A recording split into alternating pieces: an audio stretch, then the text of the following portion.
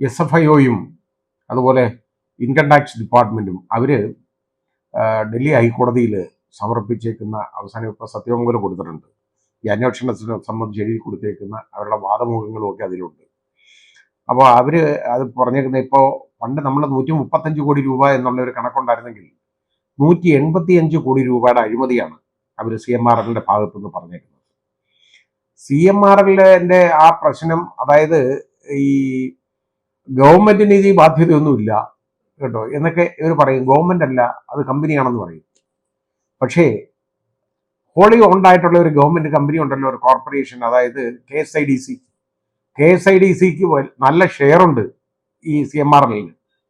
അപ്പൊ CMRL share ഉള്ളപ്പോൾ അവർക്ക് ഗവൺമെന്റ് നിധി ബാധ്യതയൊന്നുമില്ല എന്നൊന്നും പറയാൻ പറ്റുന്നില്ല.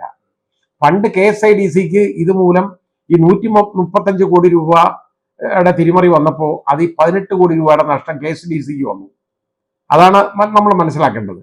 ഇപ്പോ ഈ 185 കോടി രൂപയായി കഴിഞ്ഞപ്പോൾ KSIDCയുടെ നഷ്ടപ്പെട്ട തുക എന്ന് പറയുന്നത് ഏതാണ്ട് ഒരു 25 കോടി രൂപയെങ്കിലും വരും. അപ്പൊ ഇങ്ങനെ മുങ്ങിത്താണുകൊണ്ടിരിക്കുന്ന നമ്മുടെ ഗവൺമെന്റിന് ആവശ്യമുള്ള ഒരു തുകയല്ലേ ഈ 10-25 കോടി രൂപ എന്ന് പറഞ്ഞു കഴിഞ്ഞാൽ. അപ്പൊ നിങ്ങൾ ഇതിൻ്റെ കൂടെ വേണ്ടേ നിൽക്കാൻ?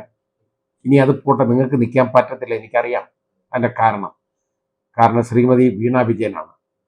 കാരണം ശ്രീമതി വീണ വിജയന് കൊടുത്തേക്കുന്ന കിക്ക് ബാക്ക്, കൊടുത്തേക്കുന്നത് മാസപ്പടി കൊടുത്തേക്കാണ്.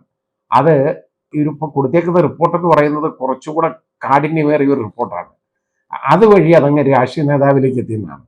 അത് ശ്രീ പിണറായി വിജയനാണെന്നുള്ളതിന് ആർക്കും സംശയം വേണ്ട. കാരണം ശ്രീമതി വീണ വിജയന് വേറെ ബന്ധമുള്ള രാഷ്ട്രീയക്കാരെന്ന് പറയുന്നത് മന്ത്രി മുഹമ്മദ് റിയാസ് മാത്രമേ ഉള്ളൂ. വേറെ ആരും എനിക്കറിയത്തില്ല.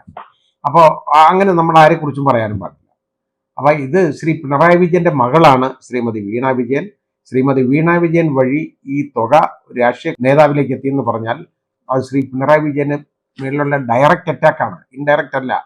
അപ്പോൾ ആ രീതിയിലുള്ള ബുദ്ധിമുട്ടുണ്ട് ഇതിനകത്ത്. ഇനിയിപ്പോൾ ഇത് വന്നു കഴിഞ്ഞാൽ ഇതിനെക്കുറിച്ച് അന്വേഷണമൊന്നും വരുമോ ഇല്ലയോ എന്നൊന്നും എനിക്ക് വേറെ അറിയാൻ വയ്യ. കാരണം SFI അല്ല, ഏത് FIR ആയാലും ഇവർ ഒതുക്കും. കാരണം ഈ രാഷ്ട്രീയക്കാർക്ക് അതിനുള്ള കഴിവുണ്ട് കേട്ടോ. രാഷ്ട്രീയ നേതാക്കൾ വാങ്ങിയെടുത്തേക്കുന്ന പണം എന്ന് പറയുന്നത് ചില്ലറയല്ല, ഇതൊക്കെ ജനങ്ങളുടെ പണമാണ്. അത് വാങ്ങിയെടുത്തേക്കാണ്, ഇതുപോലെ വാങ്ങിയെടുത്തേക്കാണ്. ബാക്കി വാങ്ങിയവരൊക്കെ ആ പാർട്ടിക്ക് വേണ്ടി വാങ്ങിയെന്ന് പറഞ്ഞു. പക്ഷേ ശ്രീ പിണറായി വിജയന് അങ്ങനെ പറയാനൊക്കത്തില്ല. കാരണം മാർക്സിസ്റ്റ് കമ്മ്യൂണിസ്റ്റ് പാർട്ടി ഒരു കാരണവശാലും ഇങ്ങനെ കിക്ക് ബാക്ക് വാങ്ങത്തില്ല.